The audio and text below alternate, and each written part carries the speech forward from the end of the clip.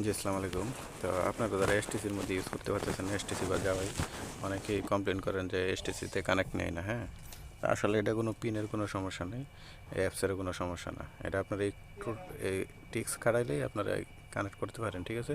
তো দেখেন আমি ইউজার পাসওয়ার্ড লাগানোর পরে স্টার্ট কানেকশন দিতেছি, কানেক্ট কিন্তু নেয় না, কানেক্টিং, ঠিক আছে? কানেক্টিং আইতেছে কিন্তু কানেক্ট নিতেছে না।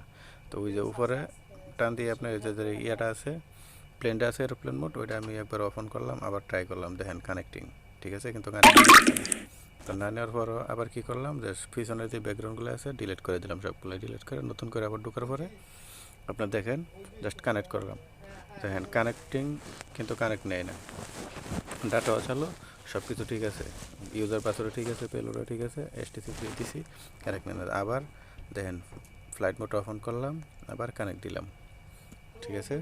অল এরিয়াতে আপনি ভালো স্পিডে হাই স্পিডে ইউজ করতে পারবেন। দেখেন এখন কিন্তু কানেক্ট নিয়ে নিছে, দেখেন উপরে কানেক্টেড লেখা আছে, এই জায়গার মধ্যে লেখা আছে বিপিএন ইস 1, ঠিক আছে, ডেটটাও শো করছে, দেখেন 3 দিন ডেট আছে।